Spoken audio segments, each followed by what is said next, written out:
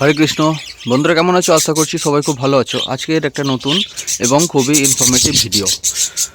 তো আমরা যারা পাখি পালন করি অনেক সময় কিন্তু দেখি যে পাখির যখন ব্রিডিং কমপ্লিটের কাছাকাছি এসে যায়, পাখির বাচ্চাগুলো যখন প্রায় বড় হয়ে যায়, সেই সময় পাখির ভাঁড়ের মধ্যে বাচ্চা থাকার সময়ই হচ্ছে কি মাদার পাখি বা ব্রিডার পাখি তারা কিন্তু আবার ডিম পেড়ে দেয়।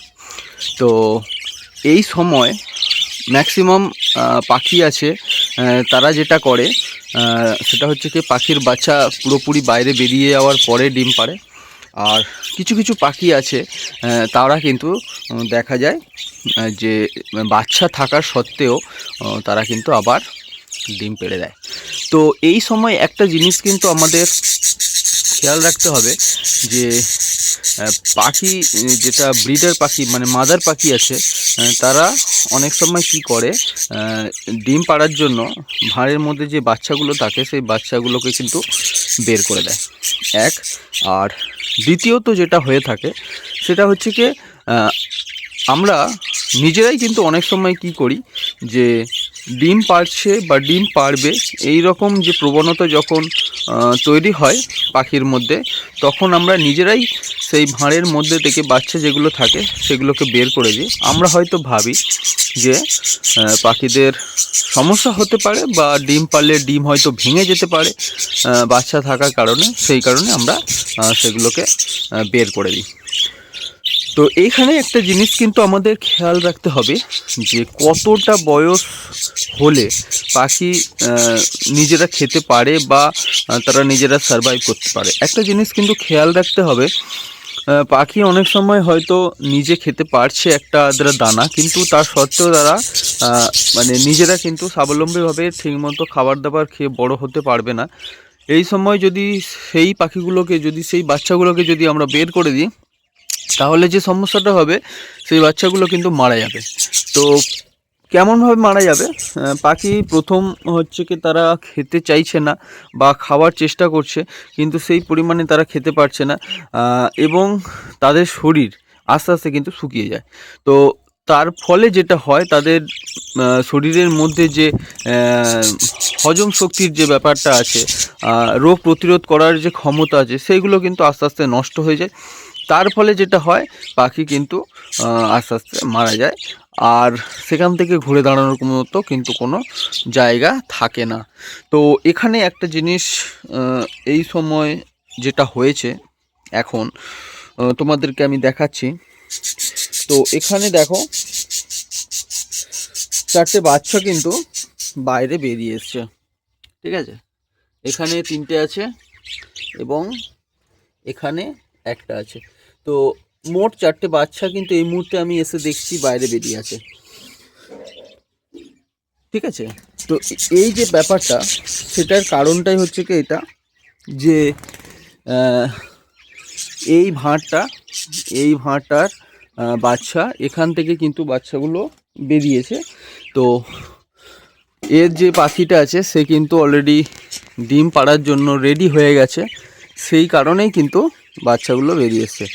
তো একটা জিনিস এখানে খেয়াল রাখতে হবে, পাখিগুলো অনেক সময় নিজেরা বেরিয়ে যাওয়ার চেষ্টা করে, অনেক সময় বের করে দেয়। তো যখন বের করে দেয় তখন কারণ হিসাবে কিন্তু এই কারণগুলো কিন্তু আসে।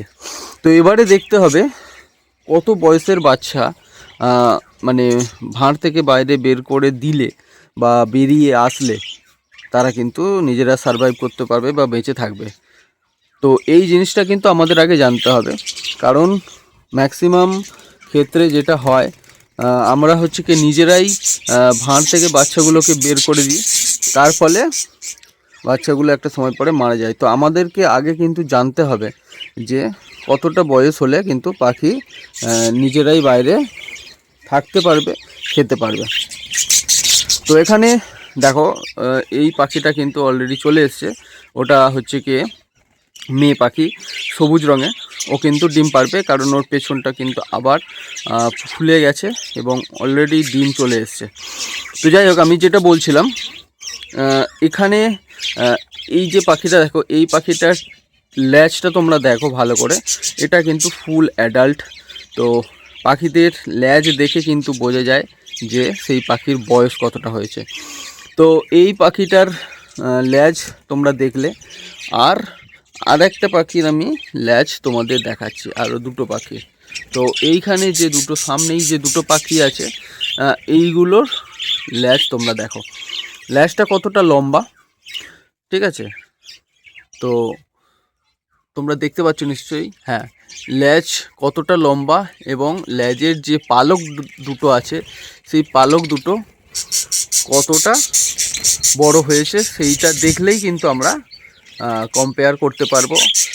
এখানে পাশাপাশি দেখো দুটো পাখি আছে, এটা হলুদ রঙের যেটা উড়ে গেল ওটা অ্যাডাল্ট, আর এটা হচ্ছে কি বাচ্চা থেকে একটু বড় হয়েছে, এরা উড়তে পারছে, খেতে পারছে। তো এইটা হচ্ছে কি ব্যাপার। এবং আরেকটু ভালো করে দেখাই, এইখানে দেখো এই যে পাখিটার ল্যাজটা দেখো, দেখলে বুঝতে পারছো কতটা বড় হয়েছে। তো এইবারে আমার যে মানে নিচে যে বাচ্চাগুলো বেরিয়ে এসছে, সেই বাচ্চাগুলোর ল্যাজ তোমরা দেখো। তো দেখতেই পাচ্ছ এর কতটা ছোট, মানে প্রায় 2 ইঞ্চির কাছাকাছি কিন্তু সবে বড় হয়েছে। আর প্রত্যেকটা বাচ্চার কিন্তু একই কেস। তো এখানে একটা জিনিস বলে দিই, এই যে ব্যাপারটা আছে, এই যে ল্যাজটা মিনিমাম 3 ইঞ্চি যদি হয় তাহলে কিন্তু এরা নিজেরাই কিন্তু সারভাইভ করতে পারবে। তবে হ্যাঁ, একটা জিনিস এখানে খেয়াল করতে হবে, পাখির বাচ্চাগুলো নিচে নেমে গেছে, তার যে পেরেন্টস আছে, ঠিক আছে, তারা যদি বাচ্চাগুলোকে কিন্তু খাইয়ে দেয় তাহলেই এরা কিন্তু সারভাইভ করতে পারবে।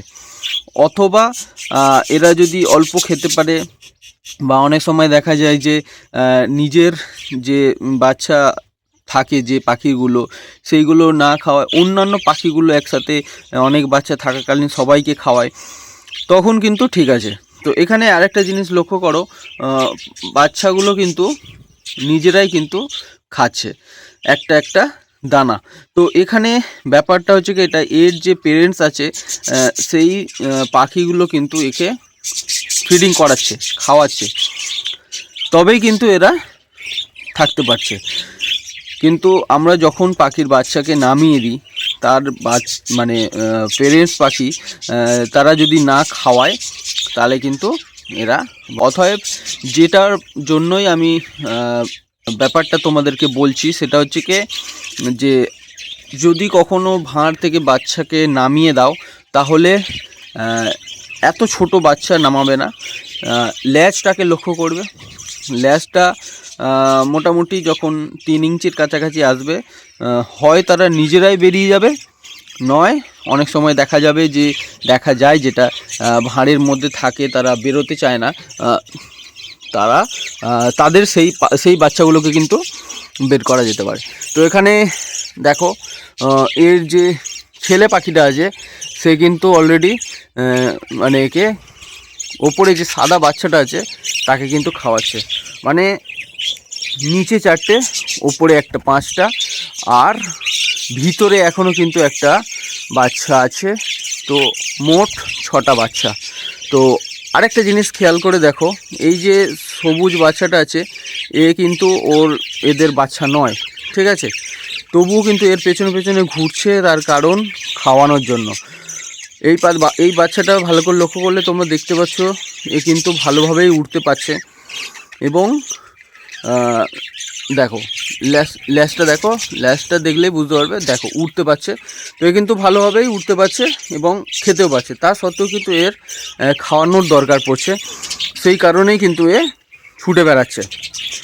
তো অন্যান্য যে বাচ্চাগুলো আছে সেই বাচ্চাগুলো কিন্তু উঠতে পারছে না এখন, যেগুলো নেমে গেছে, এবং তাদের যদি খাইয়ে না দেওয়া হয় তাহলে কিন্তু মারা। তো এই রকমভাবে ব্যাপারটা বলছি, যে সকল পাখিগুলো আছে যারা ডিম পাড়ার জন্য বাচ্চাগুলোকে বের করে দেয়, তো তাদেরকে একটু খেয়াল রাখতে হবে।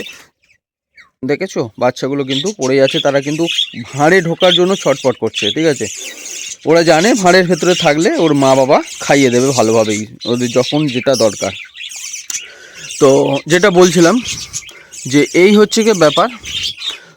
যদি বাচ্চাগুলোকে নামিয়ে দেয়, না খাওয়ায়, তাহলে কিন্তু সমস্যা হবে। সেক্ষেত্রে আমাদের নিজেদেরকে কিন্তু খাওয়াতে হবে বাচ্চাগুলোকে। আর যদি দেখো যে বাচ্চাগুলোকে খাইয়ে দেয় তাহলে ঠিক আছে, কিন্তু এটা অবজারভেশনের মধ্যে কিন্তু তোমাদেরকে রাখতে হবে পাখির বাচ্চাগুলোকে, না হলে কিন্তু পাখির বাচ্চাগুলো মারা যাবে।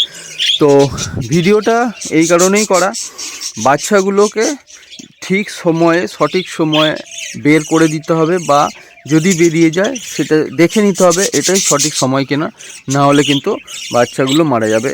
আর যদি বাচ্চাগুলোকে বাঁচিয়ে রাখতে চাও তাহলে কিন্তু নিজেদেরকে কিন্তু খাইয়ে দিতে হবে, ফিডিং করিয়ে দিতে হবে, ঠিক আছে? তো এই হচ্ছে ব্যাপার, আর কিছু নয়। আর যারা বাচ্চা এরকমভাবে অনেক সময় দেখা যায় যে তাদের অনেক পাখি আছে, একসাথে অনেক বাচ্চা বের হয়, তারা যখন বাচ্চা বের করে দেয় তারা কিন্তু একটা জিনিস কিন্তু খেয়াল রাখতে হবে যে পাখির বাচ্চাগুলোকে কিন্তু খাওয়াচ্ছে অন্য পাখি বা নিজেদের মা বাবা সেই বাচ্চাদের, সেটা কিন্তু একটু খেয়াল রাখতে হবে, না হলে কিন্তু নিজেদেরকে খাইয়ে দিতে হবে। তো আমার মতে লাস্ট ভিডিওতে মানে শেষের দিকে পর্যায়ে আমি যেটা বলতে চাইছি যে মানে কখনো নিজে থেকে বাচ্চা বের করে দেবে না, ঠিক আছে? নিজেরা যখনই বের হবে তখন ঠিক আছে, আদারওয়াইজ বের করার দরকার নেই। এতে পাখির ঠিকঠাক সময় খাওয়া হয় না, পাখি কিন্তু শুকিয়ে যায় এবং বাচ্চা মারা যায়। আর যদিও না মারা যায় তাহলে বাচ্চাগুলো কিন্তু হালকা হয়ে যায়, সেক্ষেত্রে পাখি অনেক সময় আমরা বলি যে সিনা টান হয়ে গেছে, হালকা হয়ে গেছে, ছাঁট হয়ে গেছে। তো এই হচ্ছে কি ব্যাপার। তো পাখির বাচ্চা যখন তারা নিজেরা বের হবে তখনই ঠিক আছে, অতএব তার মা বাবা কিন্তু জানে কোন সময়ে তাদেরকে বের করা দরকার।